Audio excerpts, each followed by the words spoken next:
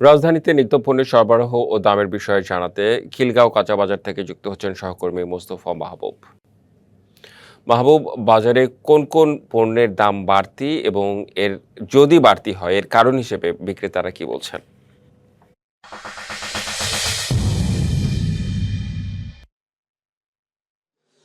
রেদওয়ান, আপনি জানেন যে আসলে রোজার শুরুতেই আমরা দেখেছি বেশ কিছু নিত্যপণ্যের দাম বেশি ছিল। বিশেষ করে রমজানে যে পণ্যগুলোর চাহিদা বাড়ে, অর্থাৎ সবচেয়ে বেশি আমরা দেখেছি যদি আনুপাতিক হারে, তাহলে লেবুর দাম কিন্তু বেড়েছিল। কারণ আপনি জানেন যে রোজার দিন শেষে আসলে ইফতারের সময় একটু শরবতের চাহিদা থাকে। সেই শরবতেরই অনুষঙ্গ হিসেবে লেবুর দাম কিন্তু বেড়েছিল, আমরা যেমনটা দেখেছি।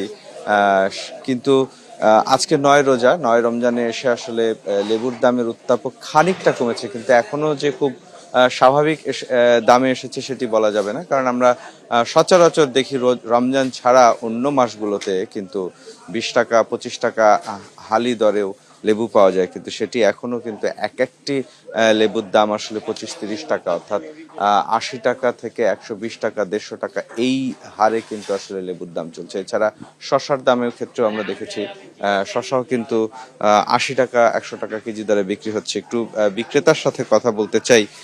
একটু বলবেন যে আসলে এই মুহূর্তে আমরা গেল ৭-৮ দিন আগেও রমজানের শুরুতে যে জিনিসগুলোর দাম বেশি ছিল সেই জিনিসগুলোর দাম এখন খানিকটা কমেছে কিনা? মনে হয় যে বটবিটি আসলে ৪০০ টাকা কেজি, ওখানে বটবিটি হলে ১২০ টাকা। উস্তা উস্তা আসলে ২০০ টাকা, অনেক ১২০ টাকা, ৩০ টাকা ৪০ টাকা। ওই সিম আসলে ৮০ টাকা, অনেক ৫০ টাকা। লেবু, শশা, টমেটো এগুলোর কি অবস্থা? টমেটো মোটামুটি বাজেট আছে, টমেটো তো অনেক তো হইতেছে না, ভালোটা আমরা ব্যস্ত আছি। মনে হয় যে ৭০-এর নিচে ব্যস্ত পারি না। অসংখ্য ধন্যবাদ। যেমনটা শুনছিলেন রেদওয়ান আহমেদ, আমরা কিন্তু দেখেছি আসলে রোজার শুরুতেই মুরগির দামেও ব্রয়লার মুরগি যেমন ২১০-২০০ এই দামে বিক্রি হচ্ছিল, আজকে কিন্তু সেখানেও আমরা দেখেছি দামের উত্তাপ কমেছে। ব্রয়লারের দাম ১৭০ থেকে ১৮০ এই দরে কিন্তু খুচরায় বিক্রি হচ্ছে। তো এই ছিল এখন পর্যন্ত আমার কাছে বাজার দরের তথ্য। রেদওয়ান। জি, মোস্তফা মাহবুব, ধন্যবাদ আপনাকে। এবারে সিরাজগঞ্জের বাজারে কমতে শুরু করেছে সব ধরনের সবজির দাম। মশলা জাতীয় সবজির দামও নিম্নমুখী। তবে মাছ মাংসের দর আজ কিছুটা স্থিতিশীল। ছুটির দিনে বাজারের হালচাল জানাতে সিরাজগঞ্জ থেকে যুক্ত হচ্ছেন সহকর্মী খালিদ হৃদয়। খালিদ, নিত্যপণ্যের দাম কেমন দেখছেন? বিশেষ করে টমেটো, লেবু এসব পণ্যের দাম আসলে কেমন? বিক্রেতারাই বা কি বলছেন?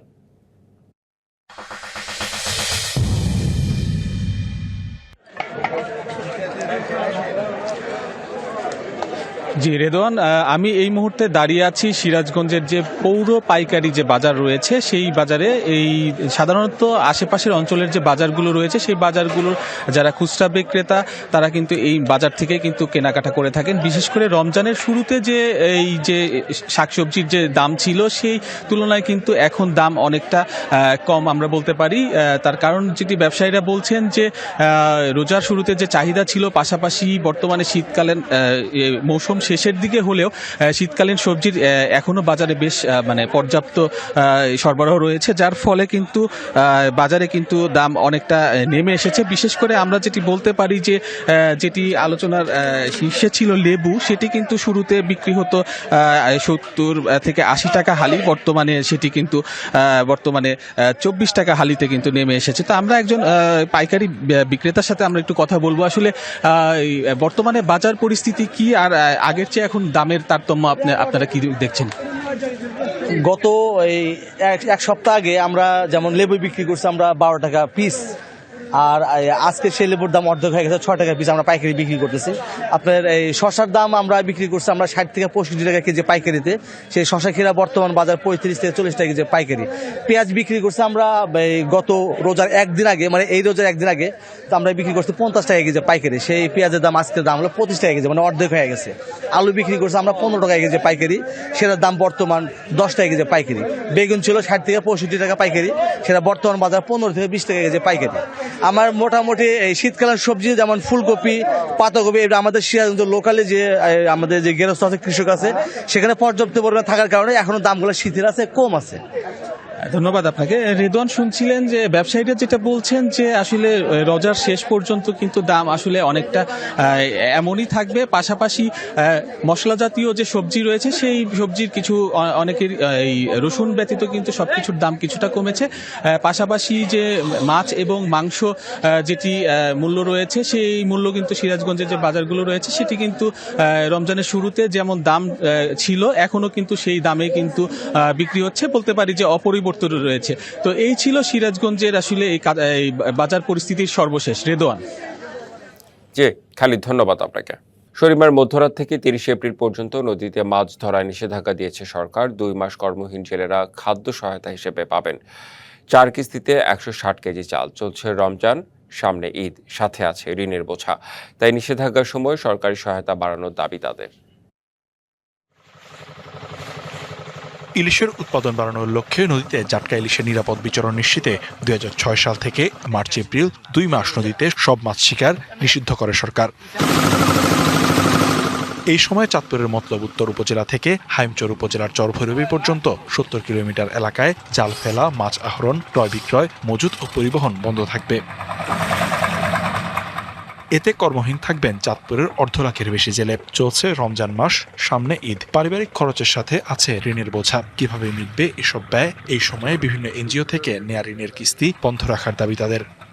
ঈদ সামনে, যদি আল্লাহ আমগর ক্যাম্পে চালায়, ক্যাম্পে খাওয়ায়, আল্লাহ জানে। এটা আঙ্গ 2 মাস তো অভিযান, আঙ্গর যদি নাইলে 2 মন চাল দেয়, 2 মন চাল তার আঙ্গ হয় না। এই কিস্তি নিয়ে আর এই সংসার নিয়ে আমাদের পুরো দুর্ভোগের ভিতরে আমরা ফরনো আছি জেলেরা। এদিকে জাটকা রক্ষা কার্যক্রম বাস্তবায়নে আইন শৃঙ্খলা বাহিনীর তৎপরতা বৃদ্ধি ও ছোট ছোট খালের মুখ বন্ধ রাখার দাবি মৎস্য বণিক সমিতির। এই খালগুলোর মুখ বন্ধ করতে হবে। এই খালগুলোতেই কিন্তু নৌকা রেখে তারা রাতের বেলা বের হয়। তো এখানে কিন্তু আইন শৃঙ্খলা বাহিনীকে আরো বেশি তৎপর হতে হবে বলে আমরা মনে করি।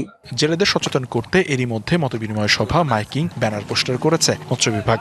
জেলেরা যাতে নদীতে না নামতে পারে সেজন্য জেলা টাস্কফোর্স কমিটির মাধ্যমে সার্বক্ষণিক টিম পাহারারত থাকবে। জেলে এবং পরিবারের নামে যদি কোনো কিস্তি থেকে থাকে এটা যাতে এই 2 মাস বন্ধ রাখে, এই জন্য আমরা ঊর্ধ্বতন কর্তৃপক্ষের কাছে আমরা প্রস্তাবনা রাখবো। অভয়াশ্রমে সঠিক বাস্তবায়নের মাধ্যমে বাড়বে ইলিশ সহ সব ধরনের মাছের উৎপাদন, এমন প্রত্যাশা মৎস্য বিভাগের। DBC news desk. এই বিষয়ে আরো জানাতে চাঁদপুরের আনন্দবাজার জেরেপল্লী থেকে যুক্ত হচ্ছেন সহকর্মী নজরুল ইসলাম আতিক।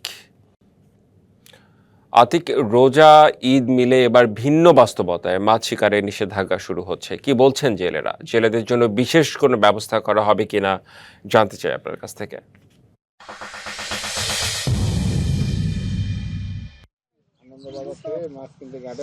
রেদওয়ান, আপনার শেষ প্রশ্নটি থেকে শুরু করতে চাই। মূলত জেলেদের জন্য বিশেষ যে ব্যবস্থা সেটি এই বছর কিছুটা প্রস্তুতি গ্রহণ করেছে মৎস্য বিভাগ। মূলত জেলার প্রায় 4700 নিবন্ধিত জেলে থাকলেও এর মধ্যে মাত্র 7 থেকে 8,000 জেলেকে চালের পাশাপাশি ডাল সহ অন্যান্য কিছু সামগ্রী দেওয়ার প্রস্তুতি কিন্তু ইতিমধ্যে গ্রহণ করেছে চাঁদপুর জেলা মৎস্য বিভাগ, এবং সেগুলো পর্যায়ক্রমে নিবন্ধিত জেলেদের মাঝে বিতরণ করা হবে।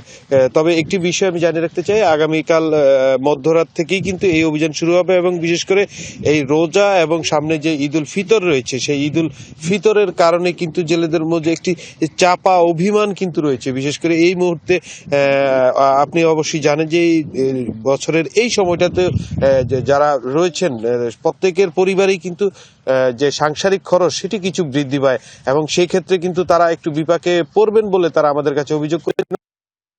এক্ষেত্রে তারা যে খাদ্য সহায়তা রয়েছে সেই খাদ্য সহায়তার পাশাপাশি যদি কোনো আর্থিক সহায়তা প্রদান করা যায় সে বিষয়ে কিন্তু তারা দাবি করেছেন, এবং আমরা সেই বিষয়গুলো জেলা মৎস্য অফিসার সহ সংশ্লিষ্ট যারা রয়েছেন তাদেরকে অবগত করেছি।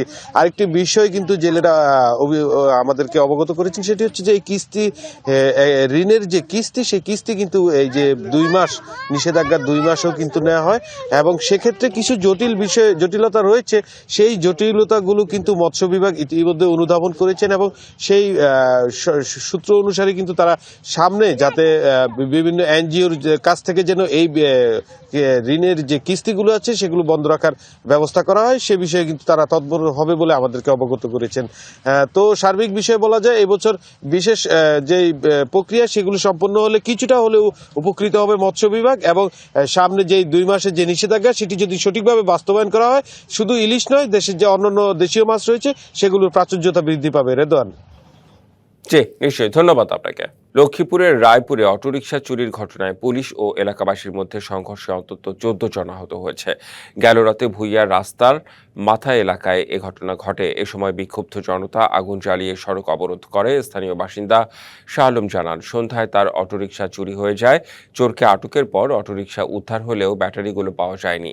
এ সময় পুলিশ এসে চোরকে থানায় নিয়ে যেতে চাইলে বাধা দেয় শাহ আলম। দাবি জানান ব্যাটারি উদ্ধারের।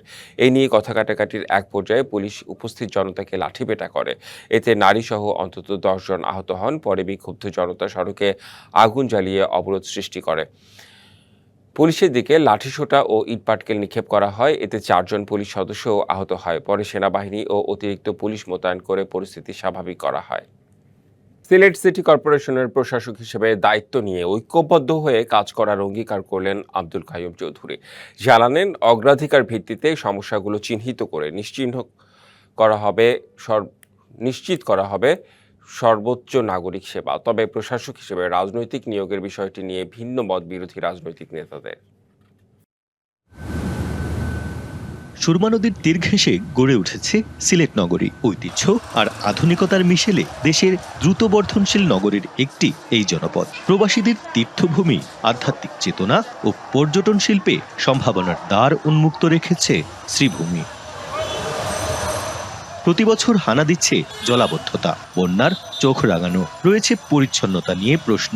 তার উপর জীবন হাঁসফাঁস, যত্রতত্র হকার, যানজট আর অপরিকল্পিত নগরায়নে। এখানে জলাবদ্ধতা সৃষ্টি হয়। বিআরটিএ লাইসেন্স দিলে আমরা দিনের পর দিন ঘুরতে ঘুরতে লাইসেন্স আমরা পাই না। সিলেটকে একটা মাস্টার প্ল্যানের মাধ্যমে উন্নয়নের মহাসড়কে তুলতে হবে। এমন বাস্তবতায় খানিকটা চ্যালেঞ্জের মুখেই নতুন প্রশাসক। প্রশ্ন, সিলেট বিএনপির প্রভাবশালী এই নেতা নাগরিক সমস্যার জট খুলতে কতটা সফল হবেন? প্রশাসক হিসেবে রাজনৈতিক পদায়ন সহজভাবে দেখছে না বিরোধী দলগুলো। কাঙ্ক্ষিত উন্নয়ন নিয়েও দ্বিধা তাদের মাঝে। আমরা ধন্যবাদ জানাই, অভিনন্দন জানাই, কিন্তু আমরা মনে করি যে স্থানীয় নির্বাচন জনগণের তরফ থেকে নির্বাচন করতে হয়, নির্বাচনটা জরুরি। মানুষের আকাঙ্ক্ষাকে পদদলিত করে এভাবে প্রশাসক নিয়োগটা ডেফিনেটলি এটা গণতান্ত্রিক যে চর্চা, এটার বিরুদ্ধে হয়েছে। তবে বিএনপির নেতাকর্মীদের আত্মবিশ্বাস অনেকটাই গভীর। রাজনীতিবিদের যে জনগণের সুযোগ সুবিধা বা সুবিধা অসুবিধা বোঝার ক্ষমতাটুকু বেশি। সিলেটের মানুষের সাথে ওনার একটা সম্পর্ক রয়েছে, সেক্ষেত্রে কাজ সহজ হয়ে যাবে আমাদের জন্য। সঠিক পরিকল্পনা, ঐক্যবদ্ধ প্রচেষ্টায় নাগরিক সেবা নিশ্চিতের প্রতিশ্রুতি আব্দুল কাইয়ুম চৌধুরীর।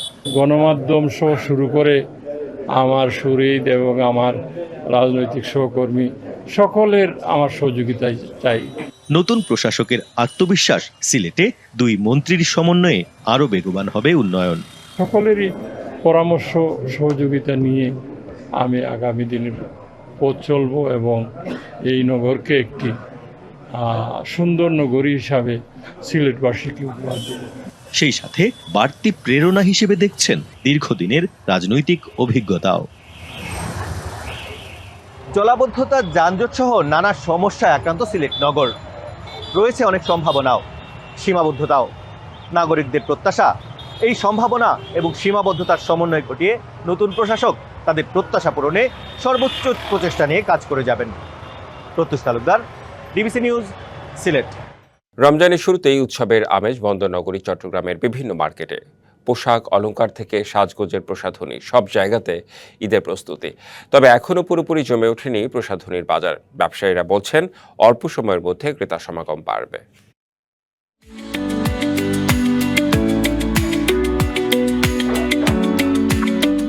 থরে থরে সাজানো বাহারি প্রসাধনী। চট্টগ্রামের দোকানগুলোতে মিলছে লিপস্টিক, নীল পালিশ, ফাউন্ডেশন সহ নারীদের সাজের নানা অনুষঙ্গ, আছে জুয়েলারিও। ঈদ ঘিরে পাওয়া যাচ্ছে দেশি বিদেশি বিভিন্ন ব্র্যান্ডের প্রসাধনী। তবে চট্টগ্রাম নগরীর দোকানগুলোতে সর্বনিম্ন 100 টাকা থেকে শুরু করে আছে 1000 টাকার পণ্য। পাশাপাশি জুয়েলারি দোকানে মিলছে বিভিন্ন দামের অলংকার। যদিও বন্দরনগরীর বিপণী বিতানগুলোতে ক্রেতাদের ভিড় তেমন একটা চোখে পড়েনি। দামটা আছে কিছু কিছু জিনিসের দাম খুব বেশি, আবার কিছু কিছু জিনিসের হাতে নাগালে আছে আর কি। লাখ টাকার বলতে এখানে তো আমরা অত বেশি প্রাইসের জিনিস করি নাই, ছোটখাটো টুকিটাকি জিনিস কিনতে আসলাম। কালেকশনের কথা বলবো যে খুব একটা নতুনত্ব কিছু চোখে পড়ছে না। হতে পারে, হয়তো বা এখনো পর্যন্ত মার্কেটে জিনিসগুলো এসে হয়নি। তবে ঈদ যত ঘনিয়ে আসবে ততই বাড়বে বেচাকেনা, এমন আশা বিক্রেতাদের। গতবার তুলনায় ভালো ভালো জিনিসপত্র আসছে, আমাদের কালেকশনও ভালো। এখন একটু কাস্টমার চাপ কম, রমজান হয়তো বা 10-12টা গেলে আগামী মাসে 5-6 তারিখের দিকে কাস্টমারের ভিড় একটু বাড়তে পারে। প্রসাধনের দাম মোটামুটি রিজনেবলের মধ্যে আছে, কিন্তু মানুষ তো অর্থনৈতিক অবস্থা একটু খুব দুর্বল মনে হচ্ছে, কারণ আজকে রমজান প্রায় 5-6টা চলে যাচ্ছে, কিন্তু কাস্টমার খুব কম। মূল্যস্ফীতির চাপ থাকলেও উৎসবের শখের পণ্য কিনতে পারবেন এমনটাই চাওয়া ক্রেতাদের। DVC news desk. সীমান্ত শহর টেকনাফে প্রায় প্রতিটি সবজির দাম বেড়েছে কেজিতে 10 থেকে 15 টাকা। বিক্রেতারা বলছেন রমজানে সবজির দাম বেশি দিয়ে কিনতে হয় আড়ত থেকে। আর ক্রেতারা বলছেন বাজারের অদৃশ্য সিন্ডিকেট ভাঙতে না পারলে সবজি সহ নিত্যপণ্যের দাম সহনীয় রাখা সম্ভব হবে না। সীমান্ত শহর টেকনাফে নিজেদের উৎপাদিত সবজি ছাড়াও চাহিদা মেটাতে সবজি আনা হয় চকরিয়া থেকে। এই মৌসুমে সবজির সরবরাহ অন্যান্য সময়ের চেয়ে বেশি। তবু রমজান সামনে রেখে সবজি সহ বিশেষ করে ইফতারের প্রয়োজনীয় শসা, লেবু, বেগুন, কাঁচামরিচের দাম বেড়েছে অস্বাভাবিক। অদৃশ্য সিন্ডিকেট ঠেকাতে বাজার মনিটরিং এর দাবি ক্রেতাদের। রমজানের প্রথম দিনেই ডাবল হয়ে গেছে। ঊর্ধ্বগতিতে দ্রব্যমূল্য দাম বেড়ে যায়, আয়ের সাথে ব্যয়ের কোনো মিল নাই। সব কিছুর দাম বাড়তে, একটা লেবু নাকি 30 থেকে 40 টাকা। যারা সিন্ডিকেট ভাঙবে ওরাই কোথায় রুকে বসে আছে, কেউ সিন্ডিকেটের জন্য দেখতেছে না। টেকনাফের বাজারে টমেটো বিক্রি হচ্ছে কেজি প্রতি 70 থেকে 80 টাকা, বেগুন 80 থেকে 100 টাকা, কাঁচামরিচ 100 থেকে 120 টাকা, লেবু হালি বিক্রি করা হচ্ছে 100 টাকা। বিক্রেতাদের বরাবরের অজুহাত, আড়ত থেকে বেশি দামে কেনার কারণে খুচরা বাজারে এর প্রভাব পড়ে। রোজা এলে মতো মারা ফেলে খেতেওয়ালা, যারা 60 টাকার কিনা এগুলো 80 টাকা কিনা, যারা 15 টাকা 12 টাকা লেবু এগুলো 20 টাকা কিনা একটা। তাহলে লেবু এখন শ্বাস নাই, এই জন্য লেবুর দাম বাড়া 21-20 টাকা করে, আমাদের কিনা 18 টাকা করে। গরিব মানুষ কিভাবে নির্যাতিত হচ্ছে, 10 টাকার মাল কিনা 40 টাকা কিভাবে বিক্রি করতেছে, এটা সরকারিভাবে কোনো তালাশ নাই। প্রশাসন থেকে কার্যকর তদারকি করে বাজারে স্বস্তি আনার দাবি সাধারণ ক্রেতাদের। DBC news desk. ভালো দাম পাওয়ায় গোপালগঞ্জে প্রতি বছরই বাড়ছে মুড়িকাটা পেঁয়াজের আবাদ। লাভ বেশি হওয়ায় এই জাতের পেঁয়াজ চাষে ঝুঁকছে কৃষক। এবছর বিঘা প্রতি ফলন হয়েছে 120 মণ পর্যন্ত। গোপালগঞ্জের মাঠে মাঠে শুধুই পেঁয়াজ আর পেঁয়াজ। ভোর থেকেই ব্যস্ত কৃষক, লাইন ধরে চলছে পেঁয়াজ তোলার কাজ। গোপালগঞ্জে মূলত হালি পেঁয়াজের চাষাবাদ হয়ে থাকে, কিন্তু গেল কয়েক বছর ধরে মুড়িকাটা পেঁয়াজে বেশি লাভের কারণে এতে আগ্রহ বাড়ছে কৃষকের। এবছর বিঘা প্রতি মুড়িকাটা পেঁয়াজের ফলন হয়েছে 100 থেকে 120 মণ। জমি থেকেই 1600 থেকে 1800 টাকা মণ দরে কিনে নিয়ে যাচ্ছেন পাইকাররা। উৎপাদন খরচ উঠিয়ে বেশ লাভ হচ্ছে কৃষকের। 18 কাঠা জমি থেকে উঠেছি 94 মণ হয়েছে, ধরেন 5 মণ প্লাস কাঠায় দাম পাচ্ছি বছর হিসেবে আলহামদুলিল্লাহ ভালো। এখন যে 2000 টাকা বাজার আছে তাতে সামান্য কিছু হবে, আর যদি বাজার কমে যায় বা আপ ডাউন হয়ে যায় তাহলে তো লাভের সংখ্যা কম।